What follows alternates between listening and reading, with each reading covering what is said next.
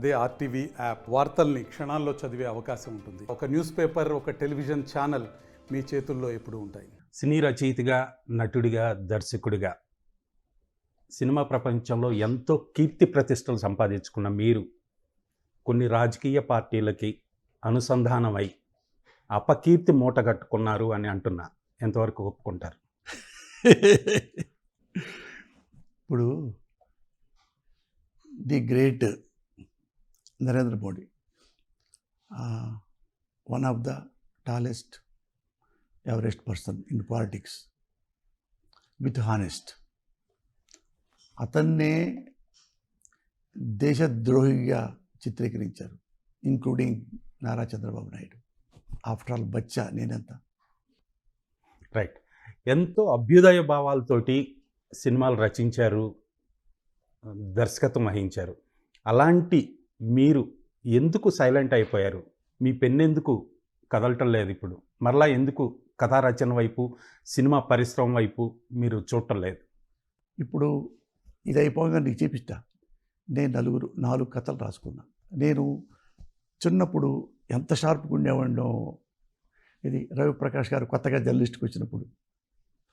ఇప్పుడు ఎలా ఉన్నాడో రవిప్రకాష్ అంతే చురుగ్గా, ఇప్పటికీ కథా మాటలు రాయటంలో అంతే చురుకు. నేను 4 చాలా మంచి కథలు రాసుకొని నెక్స్ట్ ఇయర్ నుంచి నేనే కథా మాటలు డైరెక్షన్ రాసుకొని, ఎందుకంటే డబ్బులు ఉన్నాయి కదా, తెలుగు సినిమా పరిశ్రమ నాకు బాగా డబ్బులు ఇచ్చింది, 100 కోట్లు పైగా ఇచ్చింది. కష్టపడ్డ డబ్బులు. ప్రౌడ్లీ ఐ కెన్ సే ఈ తెలుగు కళామ తల్లి నాకు, నా కుటుంబానికి ఎంతో ఎంతో చేసింది. అందుకనే తెలుగు సినిమా పరిశ్రమని దాటుకొని పాలిటిక్స్లోకి వెళ్ళాల. పాలిటిక్స్ సపోర్ట్ చేస్తున్నాను తప్ప పాలిటిక్స్లోకి వెళ్ళాల. ఇది నాకు ఇష్టం. ఇది 40 ఏళ్ళు రవి. 1986 ఆగస్టు 15వ తారీఖున మద్రాసులో కాలు పెట్టాను. మద్రాసు కోసం కాదు, అన్నం కోసం. అన్నం కోసం కాదు, చదువు కోసం. అది చదువు వచ్చింది, డబ్బులు వచ్చింది, పేరు వచ్చింది, అన్నీ వచ్చినాయి. బట్ ఇప్పుడు ఏంటంటే రాజకీయాల్లో ఎవరైనా కానీ చాలామంది అంటారు, ఇప్పుడు కొండలు చేసుకునేవాడు అంటారు, రాజకీయాలు మాట్లాడు, అరే నీకెందురా రాజకీయాలు. దర్జీ ఉంటాడు, వాడు మాట్లాడాడు అనుకునే రాజకీయాలు, నీకెందురా రాజకీయాలు. పోసాని సినిమా వాడు, నీకెందురా రాజకీయాలు సినిమా వాడికి. ఒరే పాలిటిక్స్ ప్రజల కోసమే పాలిటిక్స్ పుట్టింది, డెమోక్రసీ పుట్టింది ప్రజల కోసమే. నారా చంద్రబాబు గురించి, జగన్మోహన్ రెడ్డి గురించి కాదు. ప్రజల కోసం డెమోక్రసీ, ప్రజల కోసం ఓటింగు, ప్రజల కోసం ప్రభుత్వం, ప్రజల కోసమే ఎమ్మెల్యే, ప్రజల కోసమే ఎంపీ. వాళ్ళ గురించి మేం మాట్లాడకుండా ఇంకెవడరా మాట్లాడతాడు? దర్జీ మాట్లాడక, కుమ్మరివాడు మాట్లాడక, రైతు మాట్లాడక, టికెట్ కలెక్టర్ మాట్లాడక ఎవడురా మాట్లాడతాడు? నారా చంద్రబాబు అయితే చంద్రబాబు అబ్బాయా, తర్వాత వాళ్ళ అబ్బాయా, వాళ్ళేనో మాట్లాడే అర్హత ఉంది పాలిటిక్స్కి. మాకేముందిరా హక్కు? మిమ్మల్ని గెలిపించేది ప్రజలే, ఓడించేది ప్రజలే. అది నాకున్న ఆలోచన. అది ఎప్పుడూ పోదు. Politics means nothing but service. Cinema కంటే గొప్పది సేవ. ఎప్పుడు అభ్యుదయ భావాలతో ఉంటారు, కులమతాలకు అతీతంగా మాట్లాడతాను, ప్రవర్తిస్తాను అంటారు.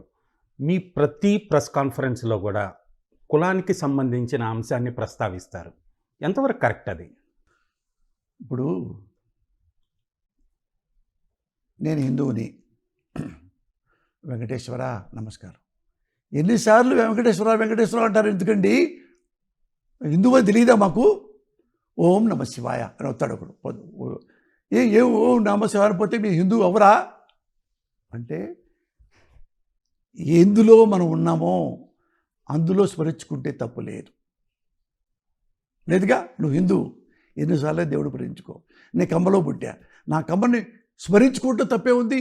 పక్కవాళ్ళు పర మత సహనం ఎలాగో పర కుల సహనం అంతే. నేను ప్రౌడ్లీ ఎక్కిరిసే కమ్మ అంత మాత్రాన పక్క కులం వాడిని నేను ఎప్పుడు తిట్లా. మీకు తెలుసా, మీరు అంటారు మీ కమ్మ అదని. నేను ఇండియాలో ఎక్కడికి నేను నా భార్య వెళ్ళినా మసీదుకి వెళ్తాం. దర్గాకి వెళ్తాం, చర్చికి వెళ్తాం, సాంబశివుడి గుడికి వెళ్తాం, జ్యోతిర్లింగాలకు వెళ్తాం, అన్ని గుళ్ళకి వెళ్తాం, అన్ని అల్లా మసీదులకి వెళ్తాం. మన లాస్ట్గా యాడికి వెళ్ళాం? కాశ్మీర్లో ఉన్న టాపెస్ట్ బిగ్గెస్ట్ మసీదు వెళ్తే గుర్తుపెట్టారు. ఎందుకంటే ఇండియా మొత్తం నేను తెలుసు, ఎందుకంటే నా డబ్బింగ్ సినిమాలు ఎక్కువ ఉన్నాయి. అంటే ఓ రాజాజీ అయ్యే మీరు వచ్చారా? నేను ఆంధ్రప్రదేశ్లో కూడా మసీద్కి వస్తాను సార్. మసీదు పెద్దలు తీసుకెళ్ళి నేను పావుగంట ప్రార్థన చేసుకున్నా వాళ్ళతో కూర్చొని. మా ఆవిడ ఫోటోలు తీసింది, చూడండి మా ఇంట్లో ఇస్తాను మీకు కావాలంటే. ప్యారిస్ వెళ్ళాం, నేను మా ఆవిడ. వెళ్తుంటే ప్యారిస్కి ఇక్కడ చర్చి ఉంటుంది కదా, చర్చికి వెళ్దాం పదండి. ఒక పెద్ద చర్చి, ఆ చర్చికి వెళ్ళి ఒక గంట ప్రార్థన చేసుకున్నా. ఆ ఫోటోలు కూడా మా ఇంట్లో ఉన్నాయి, ఆ వీడియో కూడా మా ఇంట్లో ఉంది. దర్గాకి వెళ్ళినవి, మసీద్కి వెళ్ళినవి. అవి మీ సాక్ష్యం కోసం కాదు, అందరూ వెళ్తాం కాబట్టి ఫోటోలు తీసుకుంటాం, వీడియో తీసుకుంటాం. నేను నా భార్య అన్ని దేవుళ్ళకి వెళ్తాం, అన్ని మతాల్ని మేము స్మరించుకుంటాం. అలాగని ఈ మతం కంటే ఈ మతం గొప్పది అనుకోం. త్రిమూర్తులు అంటే బ్రహ్మ విష్ణు మహేశ్వర కాదు కదా. మామూలుగా అంటారు, నేను త్రిమూర్తులు అంటే అల్లా, రామ, యేసుప్రభు, ముగ్గురు. ఇప్పుడు ఈ దేశానికి ఇప్పుడు ఆ మంచి రోజు ఈ మంచి రోజు కాదు అంటారు.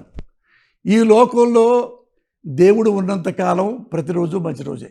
మీ కులానికి సంబంధించి గొప్పగా మీరు ఫీల్ అవ్వచ్చు, బట్ పదే పదే ఆ ప్రస్తావనతోటి కాబట్టి నేను పలానా కులానికి సంబంధించిన వాడిని కాబట్టి నన్ను విమర్శిస్తున్నారు అని మీరు చాలాసార్లు ప్రస్తావించారు.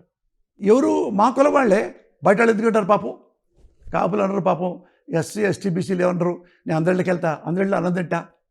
ఇప్పుడు నేను మా సాలమన్ రాజు ఉన్నాడు, నా క్లాస్మేట్ చిన్నప్పటి నుంచి, మా ఊళ్ళో మాలపల్లిలో ఉంటాడు.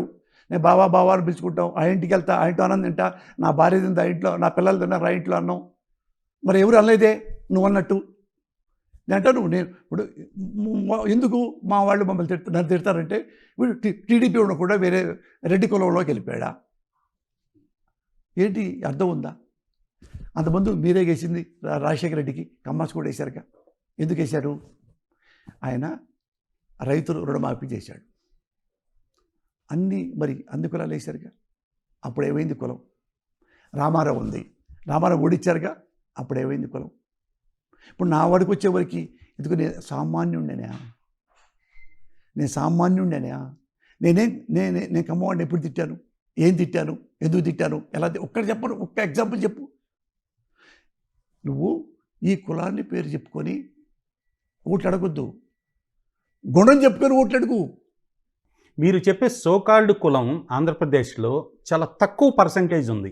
ఆ కులం పేరు చెప్పుకొని ఓట్లు ఎలా అడుగుతారు, ఎలా గెలుస్తారని మీరు అనుకుంటున్నారు? నీకు నిజం కాకుండా కొంతమంది సాక్ష్యం కావాల్సి వస్తుంది. నువ్వు చెప్పిన దాంట్లో సాక్ష్యం చెప్తా అన్నావు కదా. నేను చిలకలూరిపేట వెళ్ళా, ఎమ్మెల్యే గారు నుంచున్నా చిరంజీవి పార్టీలో. దగ్గరికి వెళ్ళా, ఒక ఆమె దగ్గరికి వెళ్ళా. అమ్మ నాకు ఓటేస్తారా? నీకు ఓటే ఏమయ్యా, ఎందుకంటే నువ్వు కాపుల పార్టీలో ఉన్నావు. ఎందుకంటే కాపులు కనుక ఓట్లేసి కాపులు గెలిస్తే మన కమ్మాళ్ళని బతకనివ్వరంట. అందుకని మనం ఏమేమి కమ్మాళ్ళు వాళ్ళకి వేసుకుంటాం. అది క్యాస్ట్ పవర్ అంటాం. అంతేగాని చిన్న పెద్దని కాదన్నా, ఆ ఫీలింగ్ వాళ్ళకి, ఆ ఫీలింగు తప్ప. ఇప్పుడు నేనేమంటానంటే తప్పు లేదమ్మా, మనం వేసుకోవచ్చు. ఆడు మంచోడే ఉండాలి. రామారావు మంచోడు, మరి ఓట్లు వేయలే. నేను వేయలే. నేను క్యాస్టేట్ అన్నాం. మా ఊళ్ళో ఉన్నాడు ఒక ఆయన ఉన్నాడు, కమ్మాడి నుంచున్నాడు. నేను ఓటేసాక ఎందుకు వేసాను? ఆడు మంచోడు. సార్, మీరు చెప్పే ప్రకారం అయితే ఇప్పటి వరకు మన సమైక్యాంధ్రాన్ని కానీ లేదా తెలుగు రాష్ట్రాలు విడిపోయిన తర్వాత కానీ ముఖ్యమంత్రులు అయిన వాళ్ళు ఎవ్వరూ కూడా అత్యధిక సామాజిక వర్గం కలిగిన కులానికి సంబంధించిన వాళ్ళు అయితే కాదు నాన్న. ఇప్పుడు ఏ సమాజం ఎక్కువ, ఏ కులం ఎక్కువ తక్కువ అని కాదు.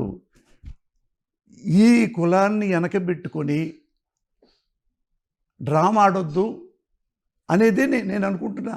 నేను వాళ్ళను ఏమంటున్నానంటే, మీరు ఎవరికి ఓట్లేదు, నేను చెప్పినాడికి ఓట్లేమని అలా, జగన్కే ఓట్లేయండి అన్నా నేను. ఇప్పుడు ఈయన హానెస్టు అంటే ఎవరు మీ కాదు, నేను అందరి స్టేట్ మొత్తం తిరిగి చెప్తా. కాదని నేను చెప్పాను. ఎందుకంటే ఎన్నిసార్లు ఎవరు కమ్మాళ్ళు ఇదిగో 10 మంది ఉన్నారు నాకు కదా, నువ్వు ఈ దాంట్లో కనీసం 20% దాకా కమ్మాస్ ఉన్నారు. 2-3% గొప్ప, మరి 20% దాకా ఉన్నారు. ఉన్నప్పుడు మరి ఎన్ని ఓటింగు, ఆ ఓటింగ్ కూడా చంద్రబాబుకి ఓటేయొద్దని చెప్పలా. నేను ఎవరు మంచోళ్ళు వాళ్ళకి ఓటేయమని చెప్పాను. రవి బదర్ ప్రామిస్లే టెల్లింగ్ యూ. నేను అంటాను, నాకు కూతురు ఉంది, ఒక అబ్బాయి వచ్చాడు, రవి వచ్చాడు. రవి వచ్చి మా పలానా రవి ఆర్టీవీలో చాలా మంచోడు, హానెస్టు, అతన్ని మీరు అల్లుడు చేసుకోండి, మీ కూతురు బాగుంటుంది. ఓ మనోడు, ఓ మనోడా రవి, మనకమ్మసేగా, మనకమ్మసే, ఓ నడిపి అని నా కూతురు పెళ్లి చేస్తానా? అతను కమ్మాడండి, మన కమ్మాడు, వెరీ గుడ్. అతనికి పెళ్లి చేసే ముందు, మా అబ్బాయికి అల్లుడిని చేసుకునే ముందు నా కూతురికి మొగుడు అవుతాడు కదా, అతను మంచోడా కాదా, బ్యాక్గ్రౌండ్ చెక్ చేసుకుంటా, తాగుతాడా కాదా, పేకాడతాడా, అమ్మాయిలు పిచ్చుందా, షాడిస్టా, కోపిస్టా, చదువుకోలేదా, తప్పి రోడ్ల పడి తిరుగుతున్నాడా, రౌడీజం చేస్తున్నాడా, ఇవన్నీ చూసుకొని నా కూతుర్ని ఇస్తాడు. వాడు కమ్మోడైనా కానీ, ఎందుకన్నాయా మన కమ్మోడే కదా, కమ్మాడే అనుకొని ఇన్ని అవలక్షణాలు ఉన్నవాడికి నా కూతుర్ని ఇస్తే రేపు నా కూతురు నాశనం అయిపోయింది. ఇలా పెళ్లి చేసుకున్నా కానీ నా కూతురు మాత్రమే నాశనం అవుద్ది. కానీ సొసైటీలో ఒక ముఖ్యమంత్రిని కూడా అవినీతి పరుడు కనుక మన క్యాస్టోడ్ అని చెప్పి ముఖ్యమంత్రి చేస్తే సొసైటీ మొత్తం నాశనం అవుతుంది. అదే నేను చెప్పాను తప్ప ఒక చంద్రబాబుని మెన్షన్ చేసో, ఒక జగన్ని మెన్షన్ చేసో, ఒక పొలయనో రంగేనో మెన్షన్ చేసి నేను అనలేదు రవి. ప్రత్యర్థులను విమర్శించడానికి మీలాంటి వాక్పటిమ ఉన్న వాళ్ళని ఉపయోగించుకోవటం కోసమే మీకు ఆ పదవి ఇచ్చారు వైఎస్ జగన్ అనేది కూడా ఒక వర్గం అంటుంది. కాదు, ఇందులో ఒకటి ఉంది రవి, పోసాని కృష్ణమురళి పదవి ఉందా పదవి లేదా, విమర్శ సద్విమర్శ అవునా కాదా అని క్వశ్చన్ చేసుకో. సద్విమర్శలు కాకుండా అన్నెసరి విమర్శలు ఉంటే చెప్పు, ఇక్కడే నీకు దండం పెట్టి ఆంధ్ర ప్రజలందరికీ క్షమాపణ చెప్తా. మీరు సద్విమర్శ అంటున్నారు, సద్విమర్శ చేస్తూ కూడా కొన్ని అనరాని పదాలు కొంతమందిని సంబోధించారని ఇప్పటికి మీ మీద 50 వరకు కేసులు నమోదైనాయి. 50 ఇప్పుడు నేను తిట్టాను, ఇప్పుడు ఆ మాట డైరెక్ట్గా చెప్తున్నా. నేను ఒక్కసారి కూడా అన్యాయంగా అకారణంగా ఒక బూతు మాట ప్రయోగించలా. ఎట్టా మీ మీడియా సినిమా ఇండస్ట్రీలో ఆడవాళ్ళని పట్టుకొని సినిమా ఇండస్ట్రీ అని మాట మాట్లాడుతుంటే నా గుండె ఒక ఉత్తమ బ్రాహ్మణుడిలాగా ఎలా ఉండమంటావు? ఏం జైసీ కన్నీ వైసీ బర్నీ, నేను ఎందుకు మాట్లాడుకుని నువ్వు మాట్లాడుతుంటే నేను పప్పు తింటూ కూర్చోవాలా, పప్పుని వేసుకొని? రైట్, ఇప్పుడు పాయింట్కి వచ్చారు. సేమ్ ఆ పదంలో మిమ్మల్ని ఎంత హట్ చేసిందో అదే పదాలు వాడుతూ వైసీపీ సోషల్ మీడియా వాళ్ళందరూ కూడా అంతకంటే ఎక్కువ బూతు పురాణాలు సోషల్ మీడియాలో వల్లించారు. వాళ్ళ మీద ఇప్పుడు కేసులు నమోదని అరెస్ట్ అవుతున్నారు. దాన్ని సమర్థిస్తారా మీరు? ఎవరైనా సరే ఒళ్ళు బలిసి విమర్శిస్తే వాడు జైలుకి వెళ్ళాల్సిందే. అప్పుడు నువ్వు ఇందులో కూడా కలపాలి, నువ్వు ఎందుకంటే చంద్రబాబుని కూడా కలపాలి. అప్పుడు యువర్ గ్రేట్ జర్నలిస్ట్ అంట నేను. ఎందుకంటే జగన్ని పట్టుకొని వాడా బచ్చా వాడు, అరే ఈ పోలీసురా తరిమి కొట్టరంటారా నా కొడుకుల్ని అని ది గ్రేట్ ముఖ్యమంత్రి అంటే నువ్వు బాధపడాలి. నేను ఆఫ్టర్ ఆల్ గొట్టంగాండి రవి, నా గురించి నువ్వు ఇంత బాధపడిపోతున్నావు. అయ్యయ్యో ది గ్రేట్. నువ్వు బాగా ప్రేమించే నారా చంద్రబాబు నాయుడు ఉన్నారు కదా, ఆయన పోలీసులు నా కొడుకుల్ని తరిమి కొట్టండిరా. మీరంటే కూడా నాకు చాలా ప్రేమ, అందుకే అడుగుతున్నా. వెరీ గుడ్, అందుకే చెప్తున్నా, ఎగ్జాంపుల్ కూడా చెప్తున్నా. ఇప్పుడు తిట్టు అనేది ఒక తిట్టుతో సమాజం నాశనం కాదు. కానీ ఎన్ని తిట్టాడు చంద్రబాబు నాయుడు, ముఖ్యమంత్రి. నేను కొట్టంగాండి, ఎమ్మెల్యే కూడా కాదు, వార్డు మెంబర్ కూడా కాదు. ఆయన పోలీసుల్ని తరిమి కొట్టంటారా నా కొడుకు. ఇది ముఖ్యమంత్రిగా పనిచేసిన మనిషి, ఆ పదవిలో కూర్చున్న మనిషి ఏమన్నా తెలుసా, తరిమి కొట్టంటారా నా కొడుకుని అంటే తరిమి కొడుతుంటే ఒక పోలీసు కన్నుపోయింది రాజా, ఒక కానిస్టేబుల్ కాలు ఇరిగిపోయింది, భుజం ఇరిగిపోయింది. అలాంటి వాడిని మీరు సోషల్ మీడియాలో ఎండకట్టండి. కట్టం మనం ఎందుకంటే వాళ్ళు పెద్దవాళ్ళు, వాళ్ళతో మనకు పనులు ఉండే. పోసానితో పని ఉంది మీకు. ఒక పోసాని విషయంలోనే కాదు, రాజకీయ రంగంలో ఉన్న వాళ్ళు లేదా సినిమా రంగంలో ఉన్న వాళ్ళ చాలామంది కూడా ఇలాంటి ప్రాబ్లం ఫేస్ చేస్తున్నారు. ముందుగా నారా చంద్రబాబు నాయుడు బూతులు ఇష్టం మానేయమని చెప్పండి. అలాగే లోకేష్ చెప్పు పోయి, ఇదే మాట మీ టీవీల ద్వారా. లోకేష్ ఎవరో తెలుసా, ఎర్ర బుక్కు చెప్పించి బట్టలు ఇప్పి తీసి కొడతా, అది బుత్తుబాటు కదా. బట్టలు దేవ కనపడతాయి, మొండిమల అంగం కనపడుతుంది, అంగం చూపించుకుంటూ పరిగెప్పిస్తాడా? అది ఆపు. ఎందుకంటే వాళ్ళు ఒక పదవిలో ఉన్నారు, ప్రజలకే ఆదర్శంగా. నేను ఉండక్కల బచ్చాగాడిని, నేను తప్పు చేశానుకో పోలీస్ స్టేషన్కి పక్కన పెడతాను. పదవిలో ఉన్న పౌరుడైన ఎవరైనా రాజ్యానికి చట్టానికి లోబడే ఉండాలి. అందుకని నాతో పాటు నేను ఎప్పుడు అకారణంగా తిట్టాడే లేదా పోలీసులు ఏం పాపం చేశారని చెప్పి తరమంటారా నా కొడుకులు అన్నాడు. మీ గురించి బాధపడటం కాదు, ఇప్పుడు మీ మీద కేసులు నమోదైనాయి కాబట్టి ఆ ప్రస్తావన తీసుకురావటం జరిగింది. ఇప్పుడు చంద్రబాబు నాయుడు గారికి అవినీతి పనులు చేశాడని ప్రాథమిక సాక్ష్యం కోర్టు చెప్పింది, ఇతను బొక్కలో పెట్టండి అని. ఆయన్ని అవినీతి దాని మీద రాజమండ్రి జైల్లో పడేశారు. నేను ఏ అవినీతి పనులు చేయలేదు రవి. అదే మీ నాయకుడు వైఎస్ జగన్మోహన్ రెడ్డి కూడా అవినీతికి పాల్పడ్డట్టు ఆయన మీద కేసులు ఉన్నాయి, కొన్ని ఆధారాలు ఉన్నాయి, కొన్నాళ్ళు జైల్లో ఉన్నారు. అవినీతి చేసిన వాడు ఎవడైనా జైల్లో ఉండాల్సిందే. ఫైనల్ వెర్డిక్ట్లో వస్తే జైలుకు ఉండాల్సిందే. అవినీతి జగన్ చేశాడా, అవినీతి చంద్రబాబు చేశాడా, అవినీతి రంగయ్య చేశాడా, పొల్లయ్య చేశాడా కదా. ఎప్పుడు అవినీతి ఆధారాలు ఉన్నాయని చెప్పినా, అది జడ్జి గారు నమ్మినా, వాళ్ళు జైల్లో ఉన్నా నేను సమర్థించను. భావ ప్రకటన స్వేచ్ఛ అనే పదం ఈ మధ్య బాగా వినిపిస్తోంది. అవును, భావ ప్రకటన స్వేచ్ఛను హరిస్తున్నారు, మా వాక్ స్వాతంత్రం లేదా అంటున్నారు. దానికి ఎంతవరకు ఒక లిమిట్ ఉంటుంది అనుకుంటున్నారు? రీసెంట్గా అరెస్ట్ అయిన కొంతమంది వాళ్ళు భావ ప్రకటన స్వేచ్ఛన లిమిట్ని క్రాస్ అయ్యారనుకుంటున్నారా, క్రాస్ అవ్వకుండానే వాళ్ళని అరెస్ట్ చేశారనుకుంటున్నారా? ఎవరు చెప్పాలంటే నాన్న, ఒరిస్సాలో నవీన్ పట్నాయక్ అని ఉంటాడు. నవీన్ పట్నాయక్ తెలుసుగా, నవీన్ బాబు అంటారు. బిజు పట్నాయక్ వాళ్ళ మోస్ట్ హానెస్ట్ పర్సన్. ఇంకో మాట చెప్పాలంటే నాకు బాగా ఇష్టపడే నరేంద్ర మోడీ కంటే కూడా మోస్ట్ హానెస్ట్. బ్రహ్మచారి, ఒక్క పైసా అంటూ తెలియదానికి అనుకుంటు. అలాంటి వాడి గురించి నవీన్ బాబు మీద ఒక ఓయ్ నవీన్ అన్నా కానీ బొక్కలో పట్టచ్చు. మన సీట్లోకి వచ్చింది ఎవరు?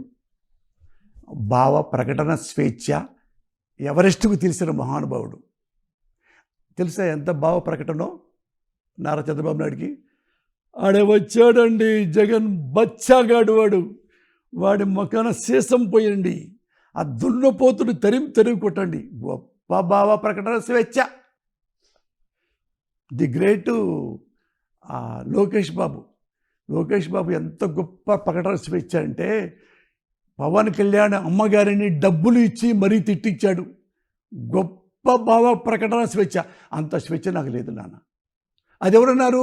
ది గ్రేట్ పవన్ కళ్యాణ్ అని చెప్పాడు. మా అమ్మని డబ్బులు ఇచ్చి ఖర్చు పెట్టి తిట్టించాడు, మా అమ్మని తిట్టాడు. కబడ్దార్ నారా లోకేష్ అని ఆక్రోశించాడు. పాలిటిక్స్లో ఎవరు బాగా చేస్తే వాళ్ళని నేను సమర్థిస్తాను, ఒక సామాన్య పౌరుడిలాగా వాళ్లకు ఓటేస్తాను అంటున్నారు. గతంలో చంద్రబాబు నాయుడిని పొగిడారు, ఆ తర్వాత విమర్శించారు. ఇప్పుడు జగన్ని పొగుడుతున్నారు, మోదీని పొగుడుతున్నారు. భవిష్యత్తులో మీరు జగన్తోనే కంటిన్యూ అవుతారా, మోదీ వైపు వెళ్ళిపోతారా? మోడీకి ఎప్పుడండి? మోడీకి అల్టిమేట్లీ నేనని తెలుసా? ఎప్పుడన్నా ఇప్పుడు చూడు, పాతకి చూసుకో, 10 ఏళ్ళ కింద కూడా నేను ఆంధ్రప్రదేశ్లో జగన్కి సపోర్ట్ చేస్తా, తెలంగాణలో కేసీఆర్కి సపోర్ట్ చేస్తా, కేంద్రంలో నరేంద్ర మోడీ గారు సపోర్ట్ చేస్తా. ఇవి నాకు ఇష్టం వీళ్ళు అని పబ్లిక్లో ఎప్పుడూ చెప్పా. ఎందుకంటే ఒక పార్టీలో అందరూ మంచివాళ్ళు ఉండాలేం లేదు. బీజేపీలో నెంబర్ 1 సూపర్గా ఉన్నాడు. ఆయన బాగున్నాడు, జెన్యూను, దేశభక్తుడు, హానెస్ట్ ఫెలో. నమ్మే చేస్తున్నా. ఆయన నాకే పరిచయం లేదే. గత 5 ఏళ్లలో వైఎస్ జగన్మోహన్ రెడ్డి పాలనలో మీకు నచ్చని విషయం అంటూ ఏదన్నా ఒకటన్నా ఉందా? ఉంది. ఆయన ఎవరిని పడితే వాడిని నమ్మటం.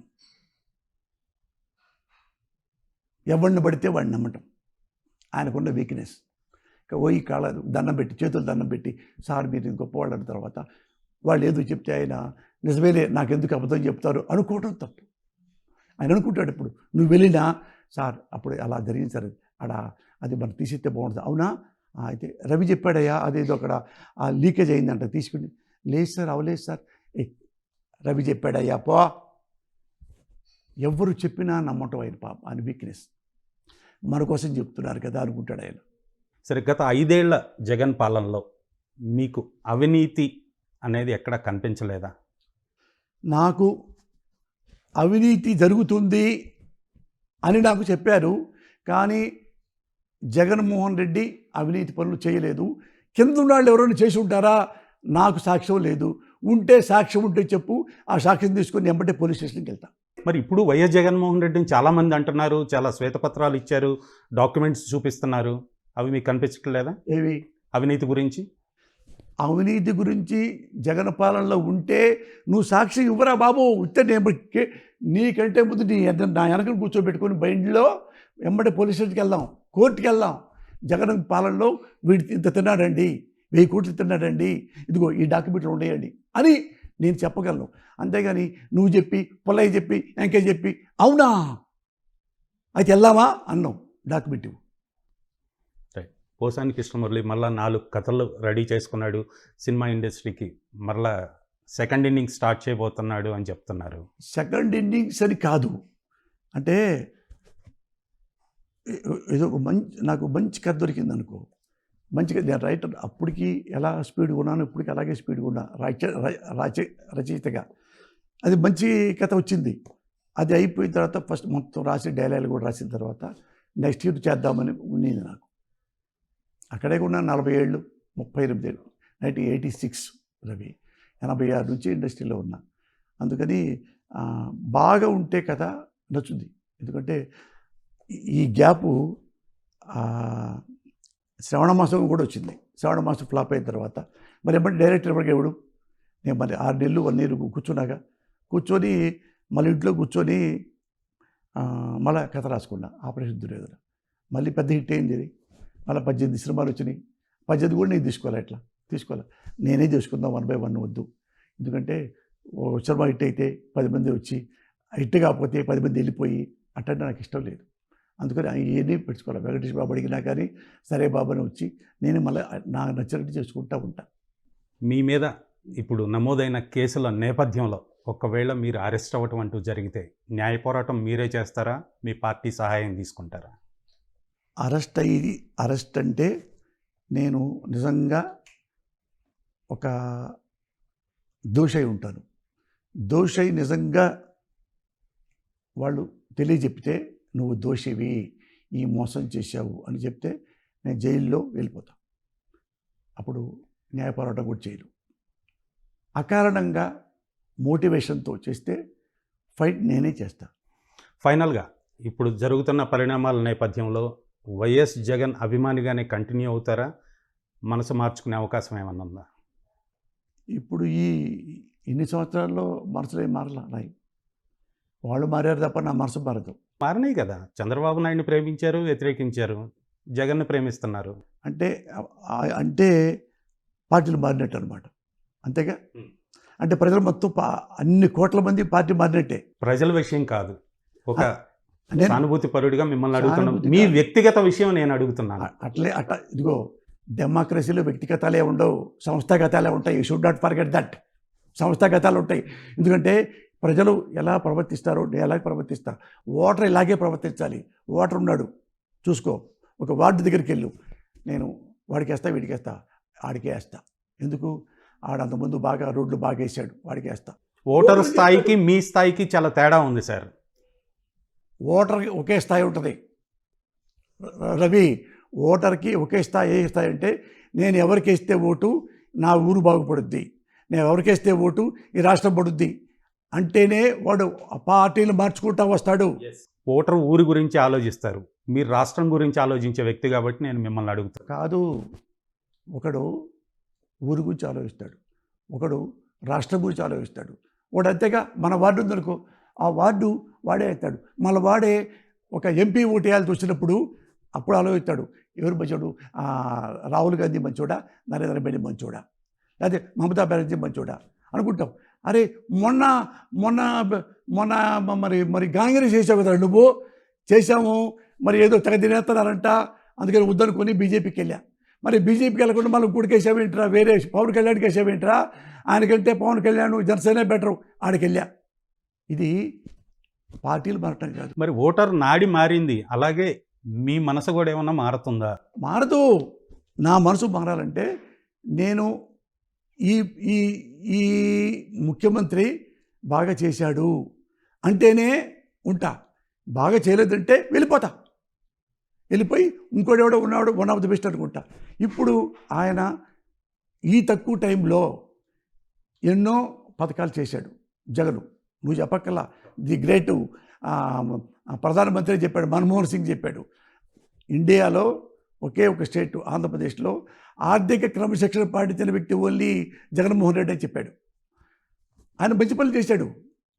గెలిచాడా గెలవలేదా పక్కన పడి, గెలిస్తే ఓకే, ఓడిపోయినా శిరసావహించాల్సిందే. ఎందుకంటే ప్రజలు వాళ్ళ కోరికలు వేరే ఉంటాయి, చాలా ఉన్నాయి. అది కులమా, మతమా, ఇంకానా, ఇంకోట, మరొకట, ఇంకా పెద్ద సేవ చేయాలా, ఇది సరిపోదా, 10% సేవ చేశాడు, ఆయన 100% చేస్తాడా, అది మనం అడిగే హక్కు కూడా లేదు ప్రజలకి. వాడు ఏమైనా మాట్లాడతాడు. నేనంతే ఓటర్గా ఉంటాను రవి. నా వ్యక్తిగతాలు ఏముంటావు, ఎప్పుడు వ్యక్తిగతాలు ఉంటాయి. కుటుంబ వ్యవస్థలో వ్యక్తిగతాలు ఉంటాయి, ప్రజాస్వామ్య వ్యవస్థలో వ్యక్తిగతాలు ఉండవు, సంస్థాగతాలు ఉంటాయి. You should not forget that. Right. మరలా పోసాని కృష్ణమురళి సినిమా రంగంలో 3 సినిమాలు 6 క్యారెక్టర్లతోటి మమ్మల్ని అందరినీ అలరింప చేయాలని కోరుకుంటూ thank you sir. Thank you Raja. మరిన్ని వీడియోస్ కోసం ఛానల్ సబ్స్క్రైబ్ చేయండి. లేటెస్ట్ అప్డేట్స్ కోసం వాట్సాప్ ఛానల్ ఫాలో అవ్వండి. అండ్ లింక్ డిస్క్రిప్షన్ లో ఉంది.